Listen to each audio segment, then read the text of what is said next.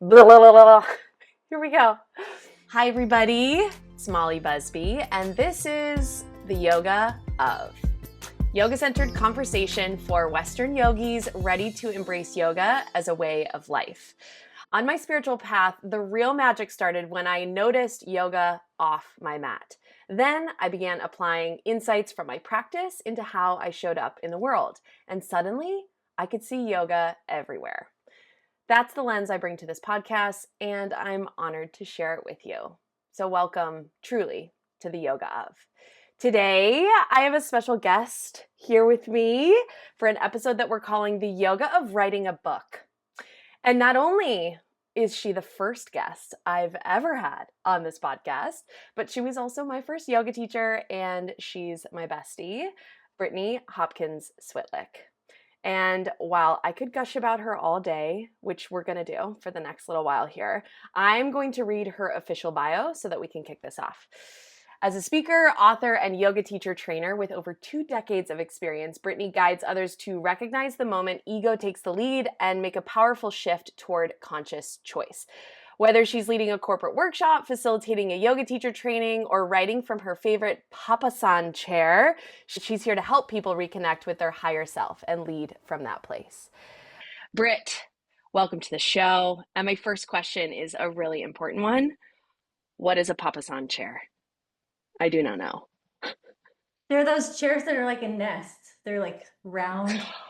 You have to get it set up just right so you don't fall. But once you've got it, you're set. It's what was in my yoga studio, the very first rendition of the yoga studio.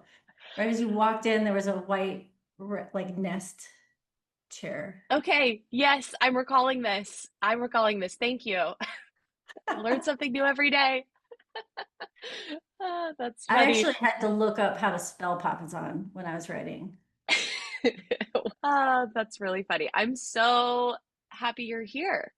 Thank you for doing this. Yay. We've been talking about recording together for a few years now. Like basically every time we talk, it's a yoga talk.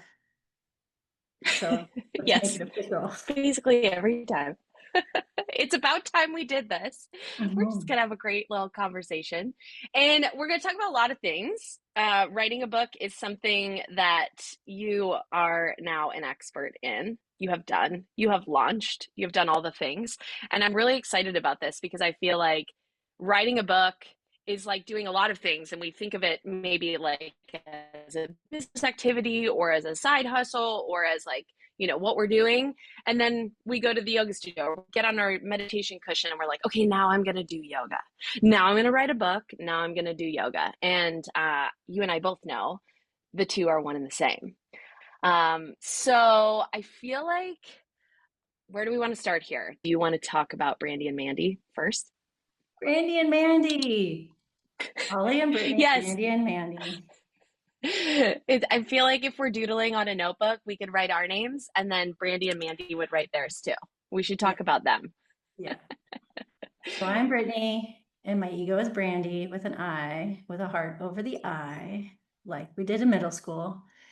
Oh my gosh, what if we had been friends since middle school? That would be crazy. It feels like it. It does. But yeah, Brandy, you named Brandy. How fun is that? It was 2019. We had already been friends for a decade at that point, I think. Oh, And yeah. Yeah. I was at the end of my marriage of 16 years.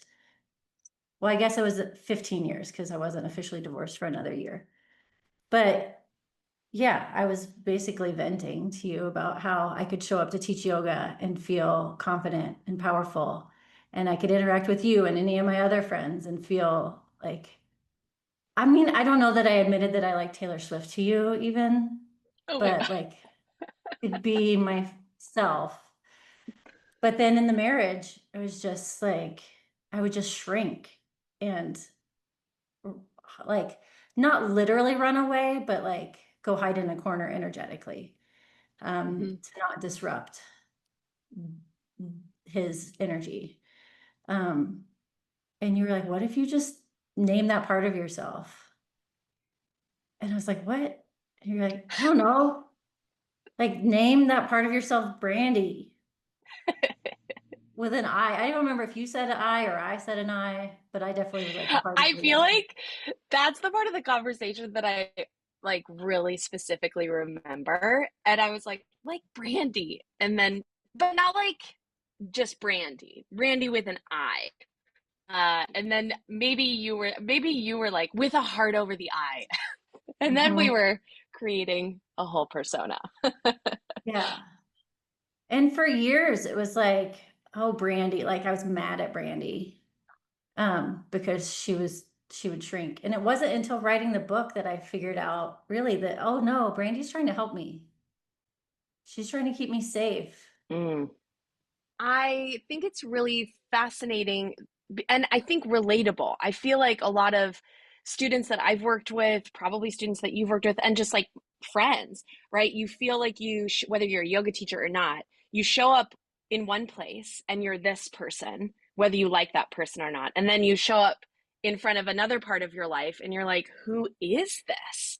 It seems like it's so disjointed. So, how did you kind of tie this to ego? So we had this conversation. It was fun. It was just super lighthearted. We weren't trying to get all philosophical or anything. But how did you like? When was the moment when you were like, "Oh, hey, this is my ego"? When did you name that? When I was reading the Yoga Sutras, it wasn't, and Brandy doesn't want me to admit to the world that I hadn't read the Yoga Sutras and I was leading yoga teacher trainings at this time. Brandy, Um, be quiet. Get in the back seat. but yeah, it was reading the Yoga Sutras and learning from there about the levels of consciousness.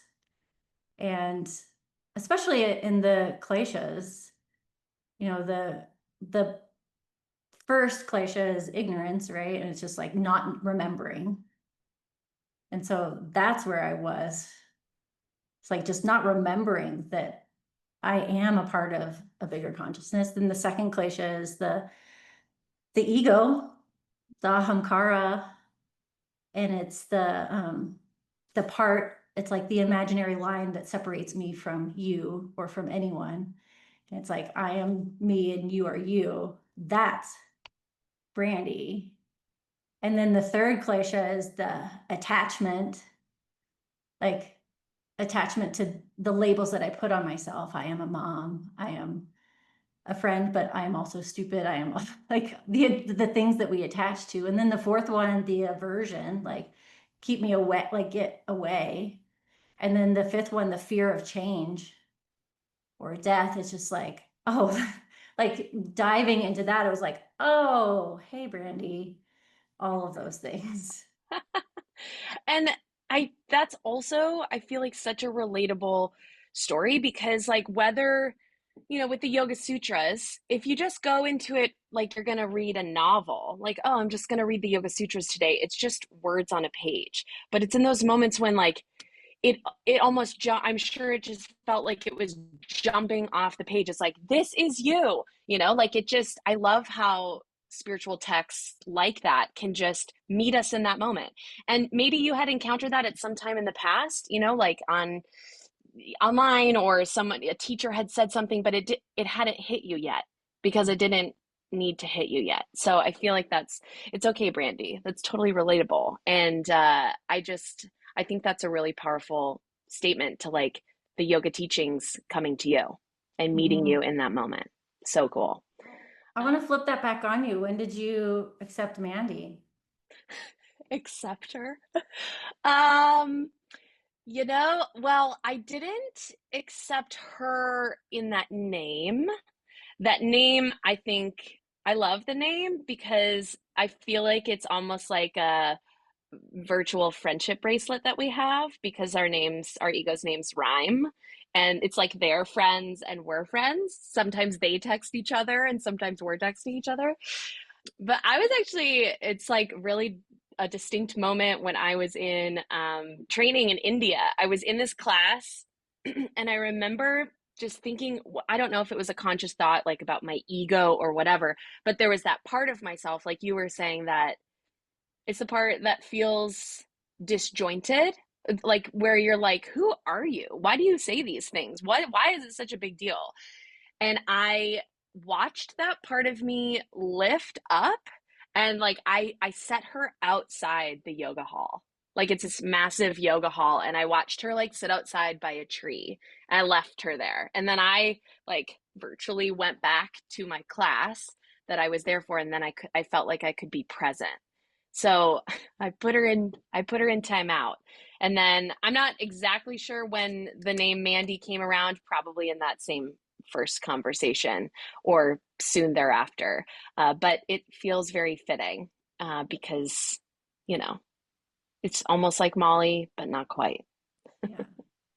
It's so wild how you were just like, what if you just name that part of yourself? But like, I don't, were you thinking of it as ego or just like, just create separation so that you Yep. can accept it? Kind of like you can't change what Yeah. you accept. It's exactly the point because, like, we're not, I feel like in those moments when you're just talking with a friend, when you're in a yoga class, or maybe not even a yoga class, when you're in a fitness class, it's these things, it's yoga coming right at you, full steam, not called yoga. And it resonates so deeply because I feel like whether we call it yoga or just like remembrance, our bodies and our minds like remember these concepts. These are things I feel like we already know. And so for you and I to just resonate that, we didn't need to say, "Oh, hey, this is yoga." It just was. And that's why I think it's so cool because yoga's everywhere. Yeah. And then it wasn't until writing the book, like feeling like I need to research this a little bit and then finding out like, oh, this is internal family systems parts work, like cognitive dissonance, all the different modern like therapies basically that are teaching yoga. It's just not called yoga. Really Yeah, wild. exactly. It's amazing. And so, okay, so writing a book. I remember when you told me you were going to write a book.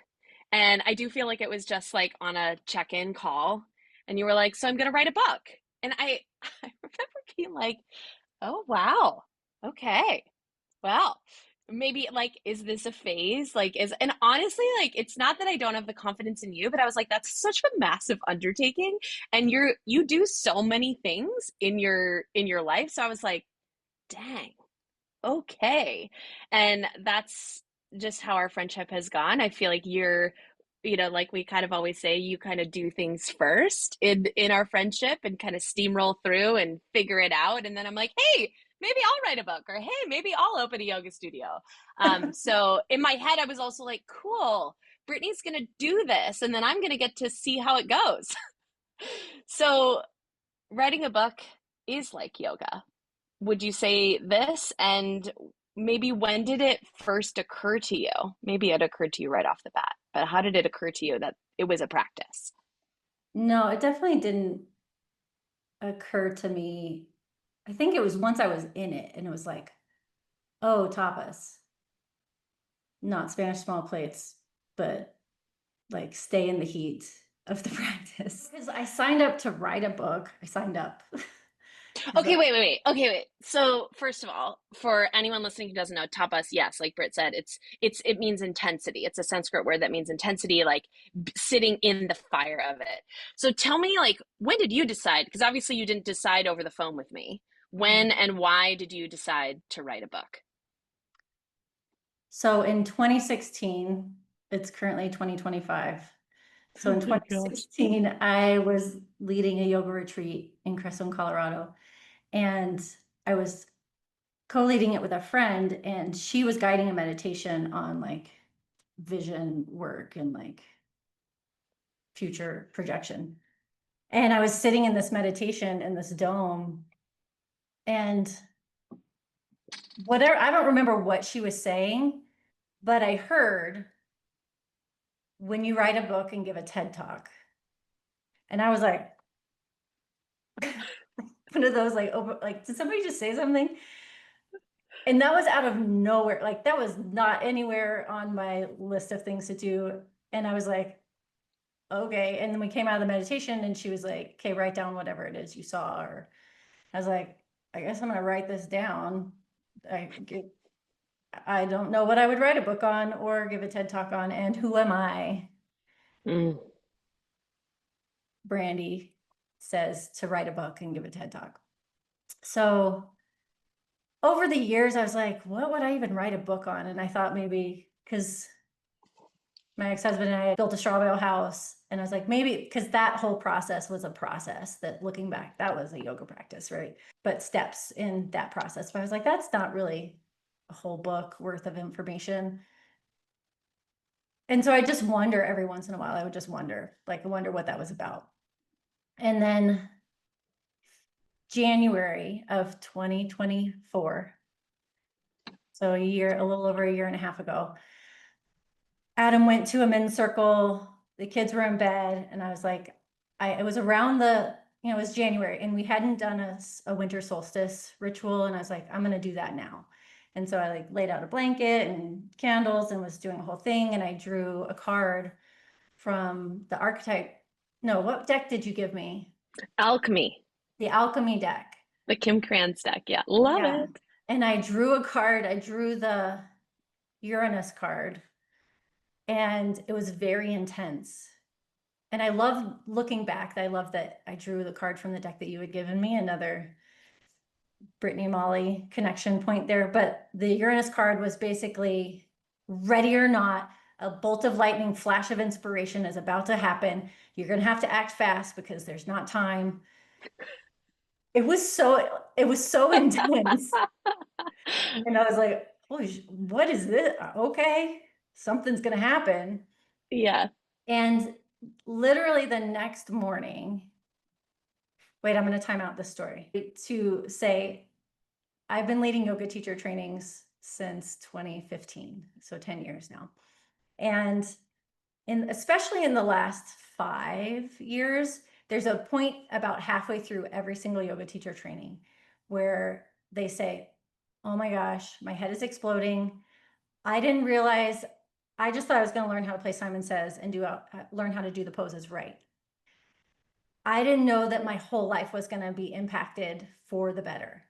I need my husband to know these tools. I need my mom to know these tools. I need my best friend to know these tools, but they're not going to do yoga teacher training. So how do I have them do these tools or learn these tools? I would always say, well, you could have them read this book or go to this website, or because I didn't make any of it up, right? I just have learned from people and things and books and brought it together into this training. And then it would always just kind of fall flat and land flat. And they're like, okay. And it wasn't ever a satisfactory answer. And so back to the timeout point, the day after drawing the Uranus card, I was getting ready. I think I was brushing my teeth or something downstairs in the basement. And my husband, Adam, was upstairs. And he sent me a text message, as we do in modern day couples. And it was a link to a Facebook Live event. And I don't love the name of the event, but it was called How to Monetize Your Message. And in that moment, I burst into tears. And you know, and I know that when I burst into tears, it means something. because I had no reason to cry about this Facebook Live event, but I was like, something is happening right now. And then I open it up, and it's basically how to take your message and put it into book form or public speaker form. Oh my gosh. When the light bulb happened, it's like, oh, I could take the content from the training that my trainees are wanting to share with their friends and family and put it all in one place. Because the thing that they would say after that, I would say, go read this book or this website, they'd say, but it's how you deliver it. Like, you live it in a way and you share how you live it in a way that it lands for me and it lands for others. So that's when I was like, okay, I'm going to do this Facebook Live event, but I have a 1-year-old and a 6-year-old, and I don't have time to write a book. It was Brandy immediately jumped in.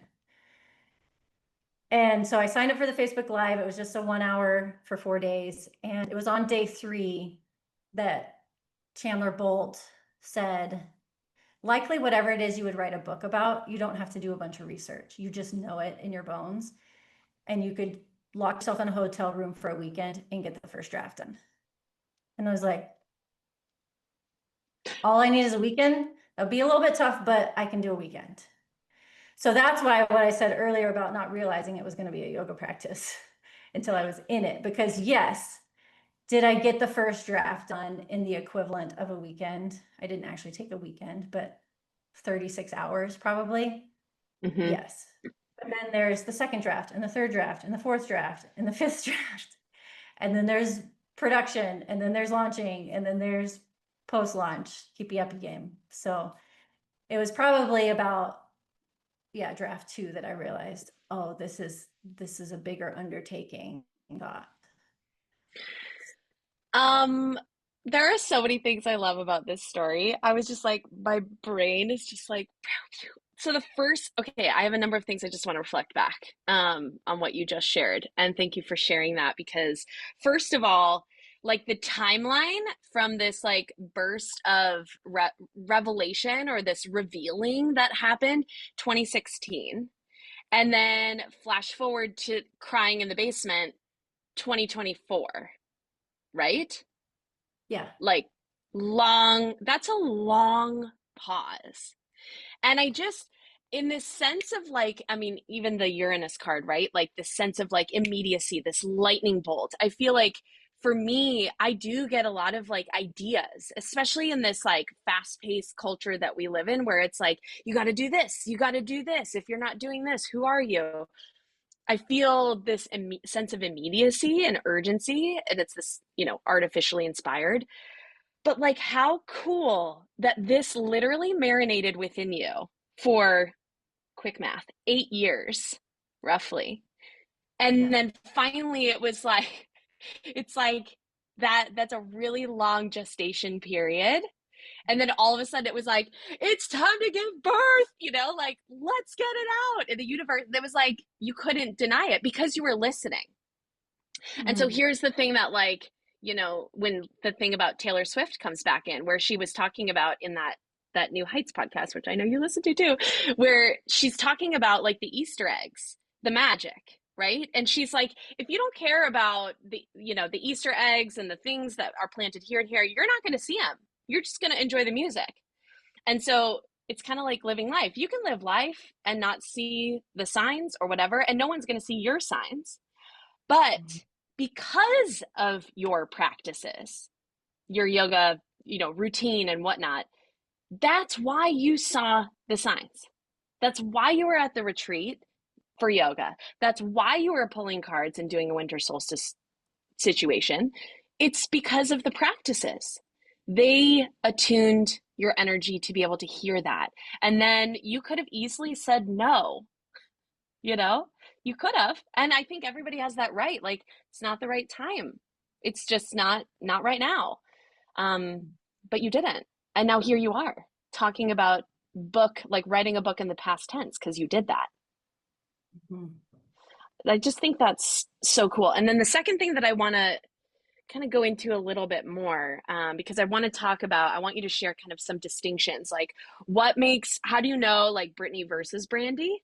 Because it feels, when we're talking about these few scenarios, it feels really distinct. Like, obviously that's Brandy talking, and obviously this is Brittany talking. But like, this question of who am I feel like for me and for everybody I teach and everybody I talk to, it's so common to say to yourself, who am I to share this? This isn't, Mhm. especially when you're talking about intuitive hits, because there's no one else listening to your intuition. There's no one else in your meditation. It's literally just you, like in a vacuum. And so how do you tease that out and say, you know what? This I am worthy. This content is worthy, and I'm going to do it. A lot of the practices that I share in my yoga teacher training that I learned from my yoga teacher, mainly around the limiting beliefs. And limiting beliefs, I mean, in the therapy, mindfulness, personal growth world makes sense. In yoga, they're called samskaras. They're these ruts, these grooves. Um, I think of it like, in college, it was a beautiful campus with all these winding sidewalks. But I was like, I'm not gonna take the sidewalk because that's gonna take too long. I'm just gonna go this way. And there were paths worn out in the grass. The shortcuts that we always took.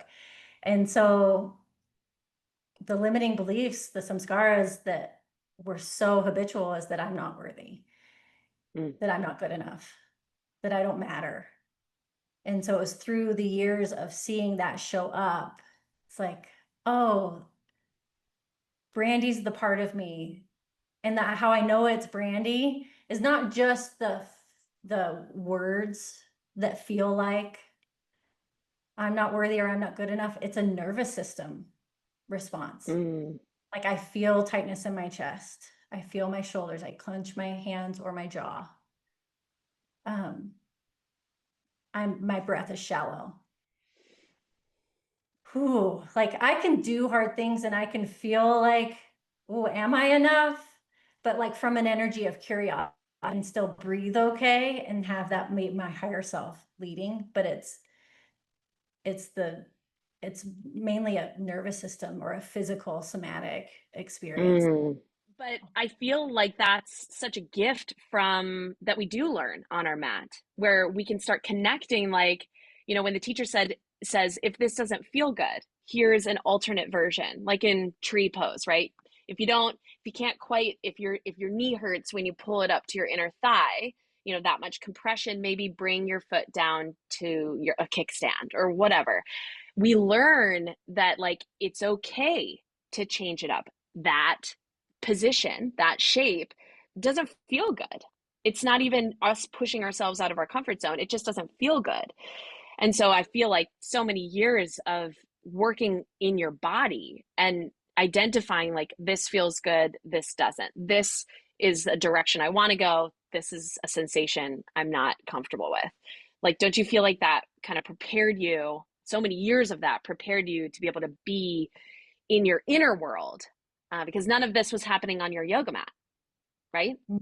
But yeah, the yoga mat is where I felt my body the most.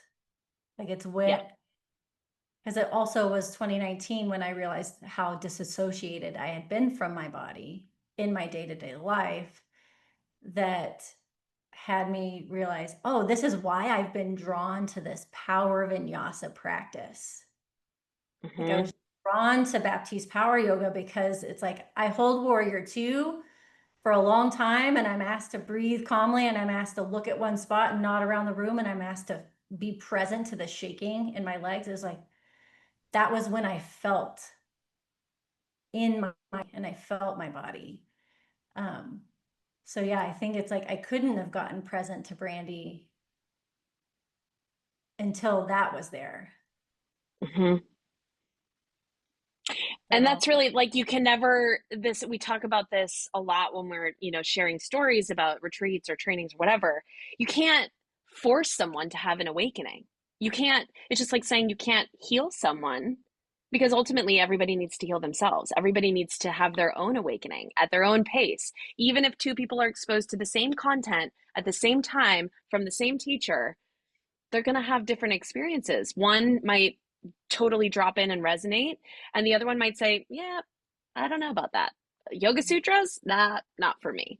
So it's powerful to and also like tell everybody listening about your yoga path. Like where did it start? What style? Where was the doorway that you entered, and then how has that evolved to now? Mhm. It was when I moved to Mount Pleasant, Utah in 2004. It was this little town of 3,000 people without even a traffic light at the time, but moved there, followed a boy there to teach at a college prep boarding school. And I was hired to teach dance part-time and had lots of time on my hands as a 24-year-old. And so I took the yoga classes that the headmaster's wife was teaching at the time just as something to do. And then the next year, she couldn't teach or something happened and they asked me to teach it. And I was like, yeah, I'm used to looking at bodies. I was a dance teacher and a dancer, so I can play Simon Says. So I started playing Simon Says. But also after school, at that time, I was making all of the faculty that were friends with me that would listen come do yoga with me. And yogadownload.com, I feel like it was the very first yoga like podcast. It wasn't a podcast, it was just yoga class recordings that were audio only. And I would just make people do those classes with me. And I found myself drawn to certain teachers on the yoga download recordings. And those teachers, is like the sequencing was similar, but not the same. Like, and so I just was copying those classes. I was like, okay, we need to do sun salutations, and then we need to twist, and then we need to stand on one leg, and then we need to do big lunges, and then we need to do back bends. And then, like, there was a sequence without it being a set sequence. And I was a dancer, and in ballet, it's like first we do plies, then we do tendus, then we like there's an order, but with freedom in it. And then also those teachers in particular that I was drawn to left me in the experience that there was a theme on the mat, but that we needed to take that theme off the mat with us.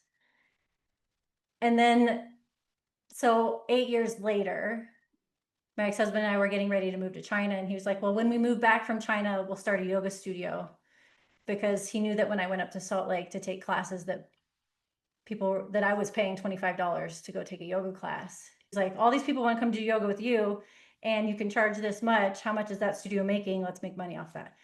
And I was like, okay, sure. But if I do that, I need to be certified, because I had been teaching now for 8 years without a certification. And so I just looked online. I was like, where's an intensive yoga teacher training? Lived in the middle of nowhere, so I needed to go somewhere. And I found this training that was a week long in Sedona, Arizona.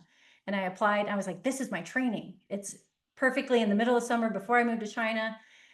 And I applied, and then I got an email saying, you're on the wait list. And I was like, wait, what? No, this is my training. Like, this is the training that I need to take. And then later I got a call saying a spot opened up. And so I went to that training, and at that training is when I was like, oh, this is where all those teachers trained with this guy. And it's Baron Baptiste. And Baron, yeah, had rocked my world. So then I did a week-long training before China, came back from China to start a yoga studio, did another week-long training. A whole bunch of, I just keep doing training. I haven't actually done a training in a couple of years, but it was about I know. trainings. But like you are. I mean, the universe just trained you through writing a book. So there's that. Um, I want to time out and like go back in time to the story you just told, because this is also our meet cute. Because I had also moved to that nearby tiny town in Utah for a boy, and I didn't have any friends. And I had already tried yoga one time and hated it. I was like auditing all these classes at this gym I lived near, and I went to forest yoga, which I literally, even though it was spelled differently, I was like, oh, this has got to be about like trees and nature. Awesome. I love nature. And it was not that, which if you know forest yoga, you might be chuckling. If you don't know forest yoga, I'm not going to get into it. Anyway, I just was like, I felt out of place. So by the time I moved to Utah, needed to make friends, I knew that there was this girl making people do yoga with her. It was always like that, because you would call everybody up. You'd be like, are you coming? Are you coming to yoga today? Are you coming? And Sean, I remember I'd like whine about it, and he's like, you gotta go. And I was like, yeah, I really want to be friends with this girl. So fine, I will do yoga to make friends. And that's what happened. Look at us now. But I remember so distinctly, you would always, well, we would position you would position yourself at the front of the room. We were all facing the same direction. There's no teacher. We just, on the loudspeakers in that room were these yoga download classes.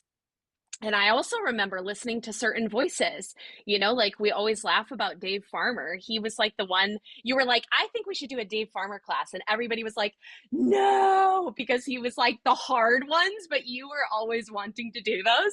And I was like, oh man. And so it was just, it's so funny to look back on, because that was my hook. That was my in. It's like I didn't know that like in making some friends that I would gain access to what I literally will call my spiritual path at this point in my life. So grateful. And also like this whole teaching before a training. You were talking, I was like, oh, Mandy doesn't want me to talk about that. Flash forward when I was like, maybe I think I called you and this was like after you had done your yoga studio for a year or more. And I called you and I was like, I think I should open a yoga studio. And I had no training at that point. And you were like, yes, you should do it. And then I came and trained with you you did a short little training, and then I took another training through the Baptiste Institute, and then flash forward many studios later, many iterations of our studios later, now here we are. But I love that's the gateway, and everybody's gateway into yoga, if they find that, not everybody's gonna enjoy calling it yoga or doing yoga, whatever you call it. All gateways are good.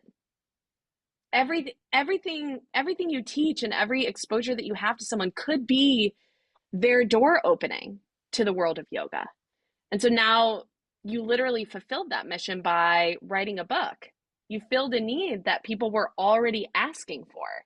It's just amazing, is it not?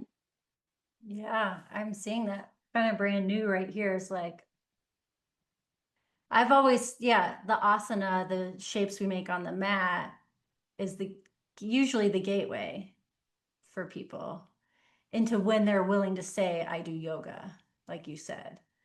But if they're meditating or they're practicing mindfulness or they're journaling or they're already practicing yoga, they just don't realize it.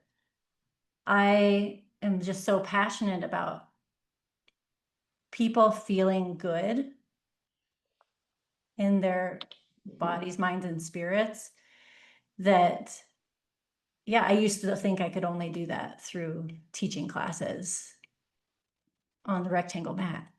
But yeah, writing the book is like, oh, my dad is doing yoga now. Like, he was always Yes. watch you teach because my whole life he'd watch me perform because I was a dancer. He's like, can I come watch you teach? I'm like, no. I mean, now you can watch my recordings on YouTube.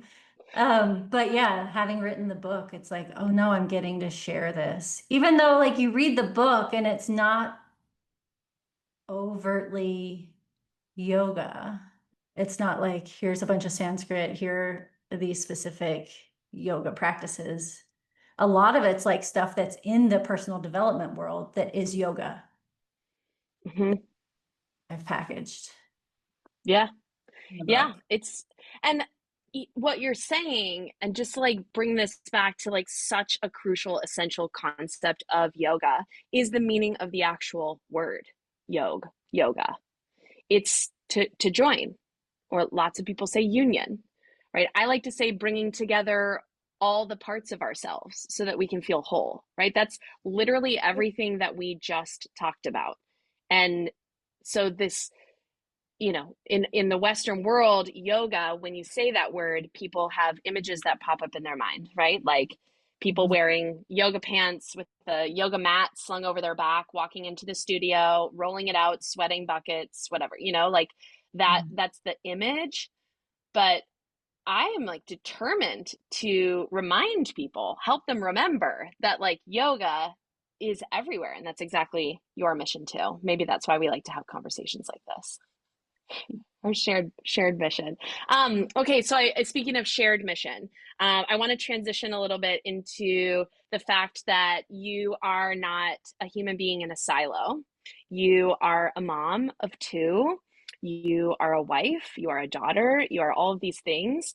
So writing a book, just like being on your yoga mat, right? It's so easy to be on your yoga mat for 60 minutes, relatively speaking, and just do a class, right? One could say, oh, you're writing this book and then the rest of your life is happening. But you and I both know that it takes a village. And it really, I'm sure I know the story. There are lots of people lifting you up, but tell everybody listening about how your world kind of pivoted to support you, but then also, yeah, like how writing the book changed you? Mhm. Yeah, at the time that I got the text about the right, monetize your message, and then I did the course and then, or the 4-day Facebook Live, and then I signed up for a self-publishing course. And it was a great course. So if anybody wants to learn how to write a book, this course is amazing. Reach out. I will give you my promo code. So then we I'll both put get, it in the show notes. So if people are interested, they can click your link. yeah. My job was to be a mom at the time. And then I was leading one yoga teacher training, which meant one weekend a month and Monday nights online. So it's a pretty sweet setup for a part-time gig. And so, but that meant that if I'm going to do this other book thing, I'm going to need more time. And that more time isn't going to be generating money for the family until a future date, maybe. Mm-hmm. So it's like, hey, husband, hey, mom. My mom lives 2 blocks away, thank goodness. And, but it's so interesting because I was the one that was like, this probably isn't going to work. But my mom and my husband were both like, well, yes, you need to do, like my husband the most was like, you need to do this. So having a partner that believes in the tools as much as I do is pretty amazing. And that he could see that future vision almost more Mm-hmm. clearly me at times. There's Yeah. so many times that Brandy was like, who, like, why, who am I? You know, that Marianne Williamson quote. Our Mm-hmm. deep fear is not that we are inadequate. Our deepest fear is that we're powerful beyond measure, but the ego thinks that we should shrink. But I come back to what my trainees would say. It's like, no, it's how you deliver this information. And it's thinking about all the different authors out there that I love that are in the personal growth world, Brene Brown, Gabrielle Bernstein, Danielle Laporte, like they're all kind of saying the same things also, just through their lens. I think that's something Mm-hmm. maybe you shared with me at some point about like, Well, I think it's a powerful concept that's been going on since the beginning of time because we have the things like the Yoga Sutras or I mean honestly like and everybody who's listened to me talk for a while knows that I was raised Christian and so for me like the Bible was something that I did grow up with. But when we talk even about the teachings of Jesus or the teachings of Buddha, right? There are these parables. There are sutras, there are distinct phrases. And then we don't go out to the bookstore today and say, oh, I'm going to buy the book that Jesus wrote, or I'm going to buy the book that Buddha wrote, or buy the book that Patanjali wrote. Sort of you are, but what you're buying is an interpretation. That's the teacher. That's the guru. And the guru is someone else's student. So it's not, there's not this ultimate, I mean, there's this concept of God, but I can't go there. We're buying an interpretation and we choose to buy someone's interpretation because ultimately that person has somehow vibed with us, whether someone literally just sees the cover of your book and they're like, oh, I like those vibes, I'm going to buy that book, or they know you, they've heard you, they've read your writing, they've seen you on social media, whatever it is. And so that and that's how, especially in today's world, instead of like this guru shishya relationship that we hear about, like in this guru tradition, especially throughout India, where it's like, you hear about Yogananda finding his guru and then he lives at the ashram for many, many years. And it's this like lifelong journey. It's not to say we don't have that today, but things are fast paced. And in the Western world, you can learn from everybody, especially now. And so it's this important thing that we have to consider is that when we pick up a book, we're signing up to read that person's perspective.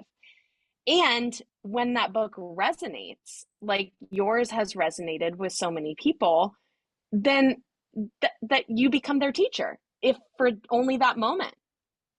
And then mhm, their life is changed. And that's the distinction of, is it yoga, is it not? If their life is changed, if they start living in a different way, even if it's just like one minute thing, like naming their ego, hopefully everybody listening today will be like, I'm going to name my ego, right? Even if they don't do any other practices within yoga, their life has been changed. And so we would call that like the living tradition. That's the yoga that lives on. So totally.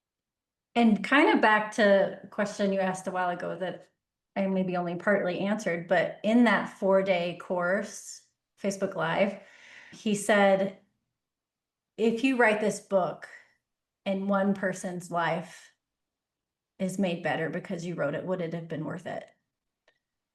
And my higher self was instantly like, yes.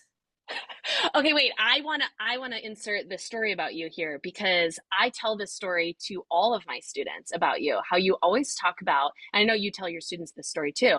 When you started, before you opened a yoga studio, you would do yoga in the park, and they were meetups, and you had your little red wagon and your adorable dog Ava, who I also love. May she rest in peace. We miss her. You would go to the park and you would put it out there on, it was that website Meetup, right? It was Yep. just meetup.com. Yeah. So I never used it. I never lived in cities big enough. But you would go out and you would always say, if one person shows up, if 10 people show up, I'm still going to teach. If 0 people show up, I'm still going to teach. And that has never left me. Like, especially becoming a studio owner, starting to teach my own classes, through that whole journey of like, am I good enough? Why don't people come to my classes? Why do I have a no show? I'm sure lots of yoga teachers can identify with that feeling. Number one, like, it's probably nothing to do with you. And it's also everything to do with you. Show the universe that you mean it. Teach. If you're devoting that time to teach, teach. Because it's not just for the yogis that show up. As a teacher, every time you show up to teach, you're also evolving. It's like you're using that opportunity to like learn from your higher self. And so and then the last piece of that story is like, I remember the day it was in my own studio when I had 10 people show up. It was like the biggest class I had ever taught. And I remember sitting there at the beginning of class, so grateful. And I like started to like cry. No one knew I was crying, but I definitely was like shedding tears because I was like, I am so grateful. And it's because I think I had had that gratitude practice of all the small classes. And then there were many small classes after that. So I think that's so important that you do that and that you used that even with your book writing because it shifts everything. I'm sure it shifted your entire perspective. Mm-hmm. Yeah. And I have to come back to it, just like in the yoga classes, like how many people are here. It's like coming back to that because now I'm in the marketing part of the book because I'm self-published. So I'm playing a game of keepy uppy. Do you know that game? Mm-hmm. No, well, I think I do, but tell me the structure of it. Well, if you have children and they like balloons, that's the game where you pop the balloon up and you have to keep it up off the floor. It's like, how do I keep this thing afloat? And Mm-hmm. it's like, oh, my ego's like, oh, I'm forcing this on people by posting about it every day on my stories. Oh, I'm forcing people by texting them and saying, have you read my book yet? That's what Brandy says. But my Mm-hmm. higher self is like, no, you're here to serve, to share this practice. So of course you would share about it on the story every day. Of course you would reach out to someone who's said openly that they're having a hard time in life and you have a tool that might help them. Of course you would share it. Mm-hmm. So shifting the perspective from selfish to service, seva. Mm-hmm. Another. And let's kind of go into that real quick because I know we've got the book is out, you can buy the digital version. Your audiobook is going to be coming out soon, which I'm personally very excited for because I love the idea of hearing your voice read something to me.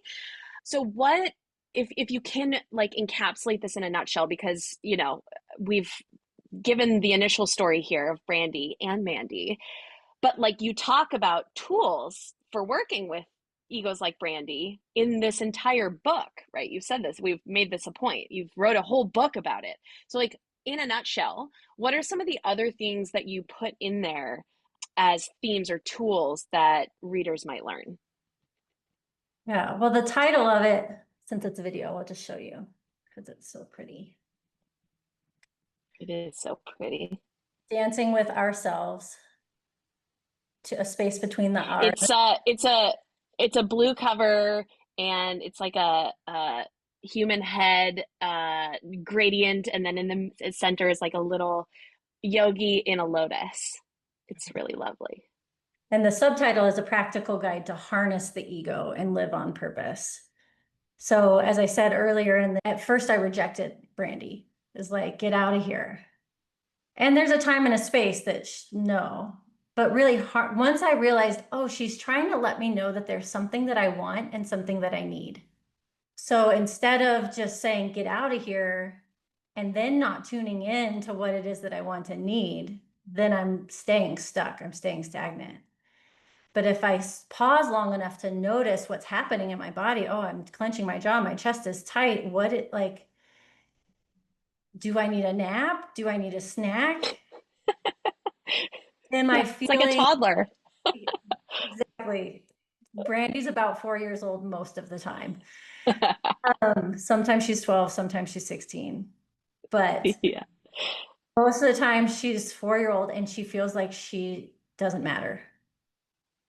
And so often when it's like the chest is tight, it might be that I need a snack or a nap, but it also might be that I need to say something. I might need to make a request from someone that feels difficult. It might mean that I need to make an adjustment to my schedule, or does that make sense? And Yes. like she's the one that's saying, hey, like pulling on my shirt, like tug, like mommy, mommy, mommy. Not that I'm her mom, but like I have children, so I hear that often because they want or need something. And Hmm. so I have to do that for myself. I have to pause. And it's like, oh, instead of me passive aggressively saying to my husband, what, am I chopped liver? I don't get a hug and a kiss when you walk in the door.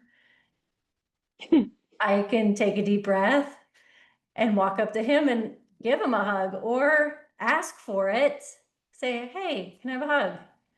And he might be able to in that Hmm. moment, and he might not. And if I let Brandy take back over, she's going to go pout in the corner. Or I know that he'll, once he's actually set his bag down and said hi to the kids and the dog. Yeah.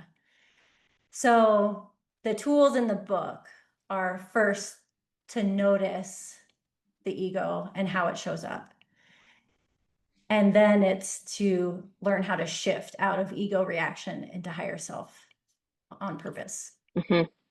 And I love what I love about the book is that there's like you tell a story, lots of vulnerable stories about yourself and your life, and then you share the tool, you explain the tool, and then you give practices. Like it's actually like, you know, Brittany's right there telling you like, okay, here's what you do, step one, and then you can actually go through and do those activities. I think that's a really powerful juxtaposition because it's kind of like it's a yoga class. Or like, how many chapters are there? Are there 8? 7? Well, there's 5 because remember, I took 2 out at the last minute. Oh my gosh. I know it's like so much. I'm like, there have to be like many, many chapters. There was a lot that we took out for good reason because it needs to be further books. But the 5 chapters, it's like here are the stages, here are the practices that you can do. So it's not just you reading because we can't. That's one thing. Like I always say, like we can't just learn yoga by reading a book. You can definitely learn concepts, and your brain can memorize, or your mind can memorize them. But yoga really doesn't come full circle until we experience it off the mat, until we experience it out of the book. We look out in the world and we're like, oh, wow, I can use that tool. Which I think is really powerful. So, And I say in the book a lot, like, don't move on unless you've done this practice. And then I'm hearing from people like, well, I haven't gotten past chapter 1 because I haven't done the practice.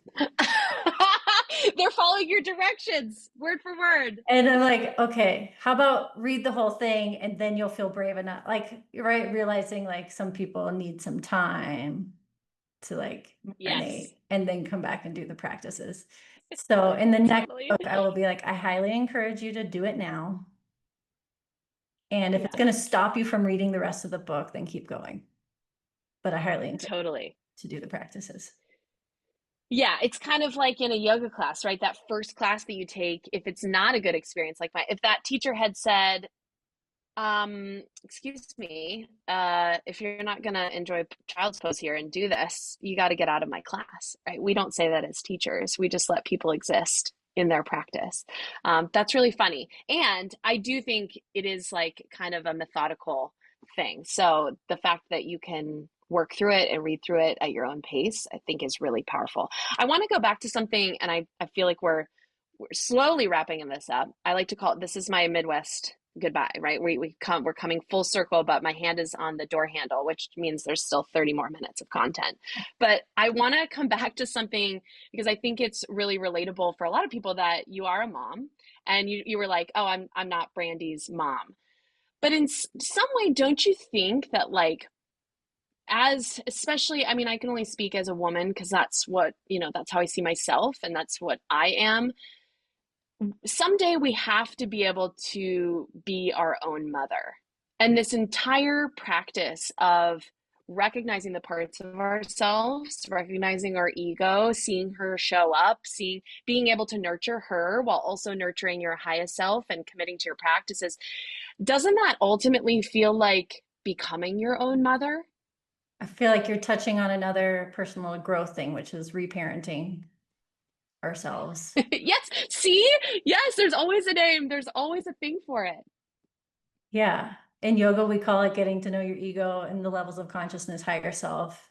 In the personal growth, it's reparenting yourself. Yeah. So it essentially is. And it's thanks to my children that I have tools of how to talk to Brandy. Like my Hmm. 4-year-old, my now 7-year-old, but when he was 4 is when I was like, I see that you're wanting my attention right now. I need a moment to go do X, Y, or Z, and then I will come back. Or I see that it seems like you're feeling frustrated right now. It's like learning to say those things to him taught me, oh, I can say that to myself. And my squirrel brain, I used severe ADHD the other day when talking to Adam. He's like, would you call it severe? I was like, I think so. Cause like it's just every which way. So if I need to, like, I need a timeout, it's like I need to go and I need to journal, whether it's in the journaling app on my phone or write it down so that my thoughts can go straight. Because in my head, they're just like all over the Hmm. map. Whereas with my child, I can talk for the most part in a straight line. And so it's like, but I'm needing to talk to myself. Mhm. Mm. Now I have a new word, reparenting. Yes, I will use that. And with all of this, this idea that like your book, the fact that you wrote it right now is like this version of yourself wrote the book, this version of yourself that includes the fact that you have experienced mothering, not one, but two, right? Like in all of the experience that you've had leading up to now informed this book. And that's not to say that 2 years, however many years from now, the next version of the book won't be that much more powerful. It's like, why me right now? Like right now, everybody, we have this really important perspective to share, whether it's through writing a book, whether it's through teaching a yoga class, whether it's through writing on a Substack that you're wondering, does anybody even read this? Posting on social media.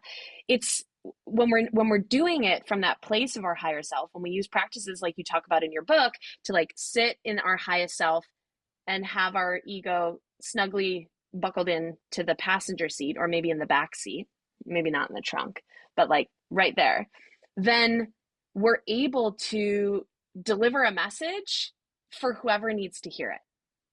Like I always Mhm. said, like I'll teach yoga as long as it's relevant, as long as there's people that think it's relevant for them and it's fun for me. And I think you kind of toe the line and like you answer that call to the universe, like, okay, right now I'll do this.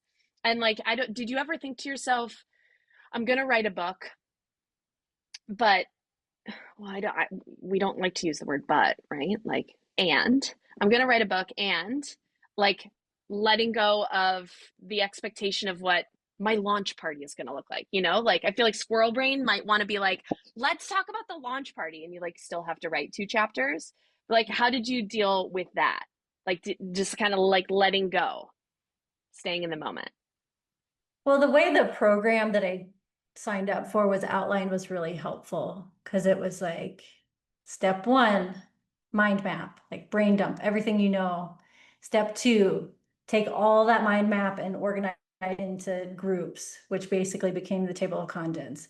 Step three, write everything you know about each of those bullet points on the list. Step four. So it's very like given to me in chunks. Um, Mm-hmm.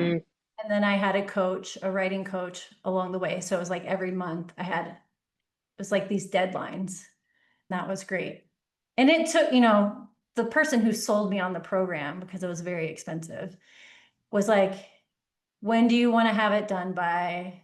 And I was like, 6 months. And he's like, what, how can you commit to this amount of time a week? And I was like, yeah. And he was like, yeah, you'll totally get it done in 6 months. No. No. I mean, a previous life without kids, probably. Mm-hmm. But I mean, I uploaded it. So I started the program end of February of 2024, and I uploaded it to Amazon February 9th, 2025. I think you were editing it in November, right? Yeah. Yep. It was dark out where I live. I remember. Yeah, the final draft. Thank God for you and your ability to make things. Um, Yeah, so November is when it was done. So that was probably 9 months. Mm-hmm. And then it was like the formatting and the cover design and that was when it was like, okay, now let's think about the launch party. Yeah. It's having a willingness to play the long game. That's like maybe kind of a good nugget to grasp at the end is like writing a book. It is not instant gratification. Like even write it in a weekend. That's great. And maybe people can't do take a weekend. Mm. But there's so much that comes after that. There's the follow up and the follow up and the investment and the design, the everything. And so that's like it's the universe's way of being like, okay, great, yeah, you birthed a book. You have the first draft. Are you willing to go the distance? And I think Mhm. as humans, like we have that choice to say yes or not right now. Mhm. And I think the last piece that I think is like it's so inspiring when people do say yes, because being able to like go along on someone's journey and cheer them on and think like, wow, like honestly, I was like, wow, she wrote a whole book. Like I was like, I don't know anybody like super close to me other than like people I think of as authors. Like, and I won't even say no offense because like I don't even think you maybe considered yourself an author prior to this. I was like, we're not. I was like, wow. And then when I read it, I was like, she freaking did it. She is going to do it. It's like when I've watched things like even like an Iron Man or something, you're like at the finish line or you're at the final part of the marathon and you're watching these people and you're like, they're really doing it. I think it's really exciting to be a part of that journey. And you really took us, and I mean, I got the insider, you know, data dump and whatever, but like you took your audience, your people, your students, your family, everybody along with you for that ride. And I think I would guess that like having that cheering squad really helped. Did it not? Yeah, and I mean, it was the same thing with starting the yoga studio. It was like a business plan and I had made a schedule, but it was when I made it my Facebook page live that was like, oh, here we go. This is real. I'm telling the world I'm doing this. And the same thing with writing a book. I think I didn't post about it until I had gotten the first draft done. Hmm. And I vaguely remember Brandy, when I was telling you that I was going to write a book because you were the writer of It's in our friendship. You have written a book, you just haven't published it. So Brandy was like, "Oh, upset Mandy." Mandy was present for the conversation. Not gonna, I mean, she's always there. But I think, if you could imagine like two teenagers, I think teenagers at that point having a conversation where one goes, I'm gonna do this, and the other one goes, okay, you know? And like, I don't think that. I literally was like, okay, we're doing this because that's how I looked at it. I was like, we're doing this. The support of the community, having you all and like, I want to use this story. What do you think about this? And like to get ideas of like, why not to use that story? Adam was saying Yeah. the other day about there's things that I say to the world that like most people wouldn't say to the world. And where is that filter? And I think I'm just so clear that I want everyone to feel welcome, that I'm willing to embarrass myself at Brandy's expense so that people Mhm. feel seen. But there's a line. Maybe don't show everything.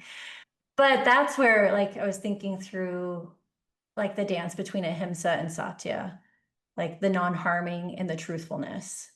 Mhm. Like there are some names in the book that I changed. Mhm. Like you know me well, you can figure out who the person's real name is. And does it really matter? No. And Right. there are components of stories that I needed to change or things that I needed to not say because it would be harmful to the people in my life. Mhm. I don't know how we got there, but that felt like But here we are. And maybe not like don't share everything, but it's like people don't need to know everything to get the gist. That's why, like, when we teach a yoga class, I mean, ultimately, I feel like we're constantly telling the stories about our egos, trials, and tribulations. Because I like to think like our highest self actually, like, does take the higher road all the time. I mean, that's the definition of the higher self. And if the higher self were always in the driver's seat, maybe there wouldn't be some stumbles to talk about.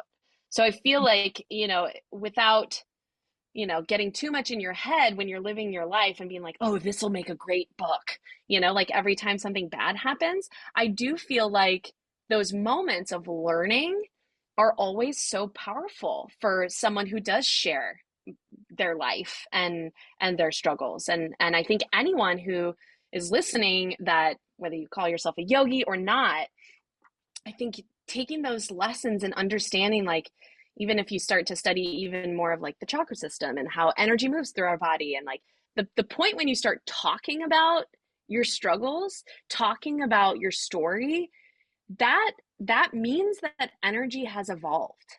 Like energy has changed and morphed within you the moment you start talking, like, truthfully speaking about it in a meaningful way. And I think, I mean, writing a book like this is, like, I think really a testament to your own evolution as a yogi, as a human, as a mom. You did a great job.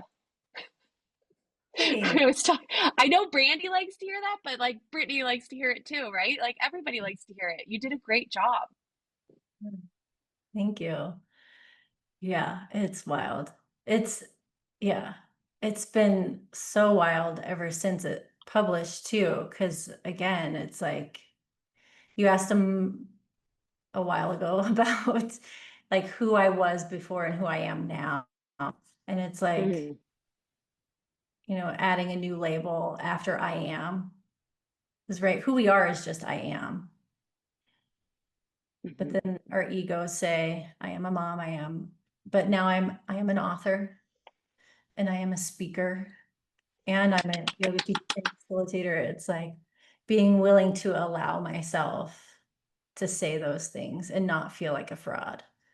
And you are changing the lives of all the people that hear you say that, right? Every time we hear someone else have an awakening or they share it with us, then we ultimately, like, yes, we're listening because, especially for generous listening, right, which we talk about, but ultimately what we're actually doing is internalizing that, seeing something outside of ourselves and being like, I have that in me too. especially if we identify with someone as a friend, as a teacher, as a whatever. We feel more powerful just as a witness. So I feel like it's really lovely. You came back full circle to a question. I don't even remember it, long time ago. When was that even? How long have we been here? Time is immaterial. Okay. We didn't get through half my questions, but I feel like we got through the important stuff. Is there anything that we haven't talked about that you want to make sure to tell people? I think it's the like, yes, I had the tapas to do it. Like the fire and the it also there it was once it was time, it was urgent, like do the thing.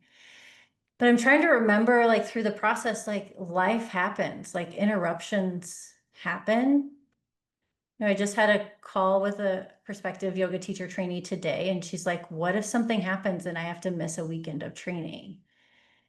Mm-hmm. And it's like I record it and you will get it done. Like I will support you through the process Mm-hmm. with community to get this done. Yeah, I guess to bring up because we had kind of talked on about the audiobook, and it's like halfway Mm-hmm. through the audiobook, it was like there was a big interruption, and it was like, how do how do I come back to this after this life altering event? And it's like, oh, you just begin again. Like it was just like as soon as I was ready, take Mm-hmm. some deep breaths, which looked like a month. And then it's like, I don't need to make a big fuss about it. It's just like schedule the appointment and get back into the studio and begin again. That's a huge thing. It's not even like it's like how can we allow for life not as an interruption, which I think all of us are hardwired to see in the beginning, where we're like, no, like now, why now? Like, no, I have to miss this weekend, or I have this person is, talking during my recording, or whatever it is. It's a distraction. How can you see all of that as part of it? Mhm, So the pause, whether, it wasn't a pause you asked for or would mhm, want or would wish on anyone, and it was still there. mhm, And so, how can you be in that pause, sit with that pause, and understand that you're going to emerge? I mean, not to get too like cliche, but like emerge from that chrysalis, emerge from that cocoon as mhm, just like something even like you didn't even imagine, something even more beautiful, but like honoring the fact that you need a pause. I think that's mhm, so important. mhm. Yeah. The like yoga, like we brought up tapas a lot of like the fire and the go and the do, but there is the balance between the effort and the ease. Like, so Yes. the ease when it's needed. Just thinking in terms of if people are listening to this, like I want to write a book or I want to start a yoga studio or whatever it is. And it's like they start and then something happens and it's, yeah, thank you for pointing out I use the word interruption, but pause is, I Mm. love so much more. Yeah, need to push pause for a minute or a month or a year. I would say too, like with all of that, the it's almost like sometimes it shows up like the event or the reason for the pause doesn't show up this way, but your ego's reaction is that resistance to it. Like, no, I have to cancel my plans. Like, oh, this ruins everything.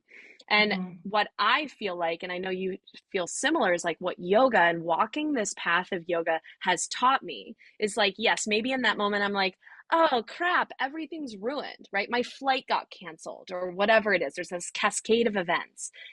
But mhm, in that moment, how can we shift to not it's ruined, but like everything is working out mhm, while still honoring exactly where we're at without diminishing that in a powerful way. And then I was also going to say resistance, right? That resistance sometimes is showing you that you are changing.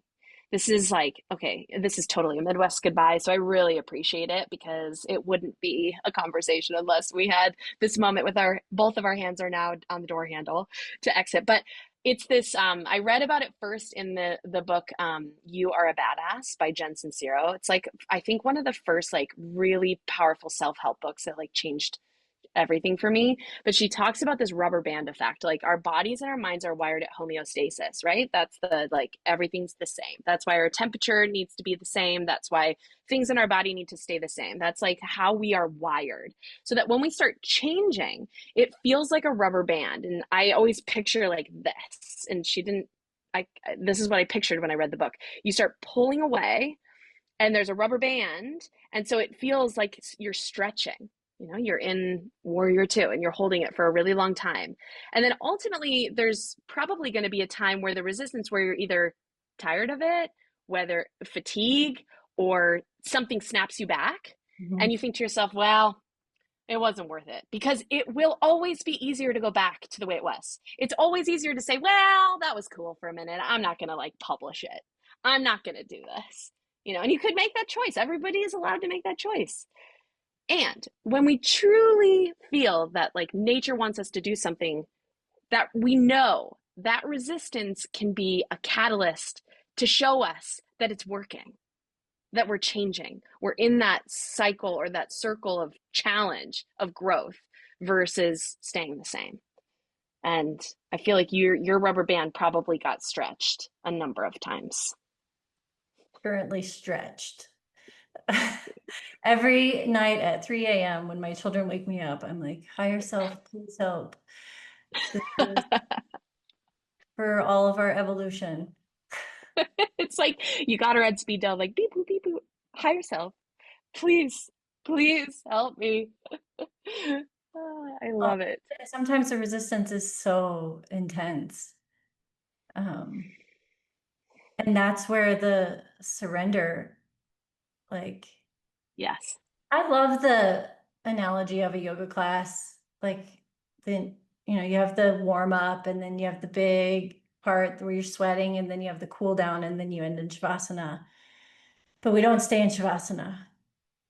We get up and we go about the rest of the day. But the importance of having a Shavasana Mm-hmm. instead of the effort, the Yep. resistance. It's so important just to pause, reflect, essentially die. That's Mhm. what Shavasana is. It represents the death of a cycle, the death of that practice. Even though we're like, oh, death. No, I think you and I have both had a bit of death in our life the last year. And death leads to rebirth, it leads to the next version of ourselves, always. Literally, that is what nature shows us every springtime. Mhm. There is always a rebirth. Mhm. And gosh, that's why we just love yoga so much. Mhm. Mhm. Um, Britt, thank you Sure. for taking this time. I'm so excited. You're the best first guest ever. Thanks. No, I'm really excited. I'll put some links in the show notes if you're wanting to check out more of what Brittany's all about. Buy her book. Again, the audiobook is forthcoming. Or if you're interested in the course that she took to do this yoga practice of writing a book, I'll put it in the show notes as well. So thank you. Maybe we should end with a deep breath. Okay, Mhm. let's do it together. Okay, close down your eyes if that feels good. Just breathe everything out. Take a deep breath in. Hold for just a beat at the top. And then big open mouth exhale. Brittany, the light in me sees and honors the light in you. Thank you. Thank you. Thank you for being here. Namaste, everyone.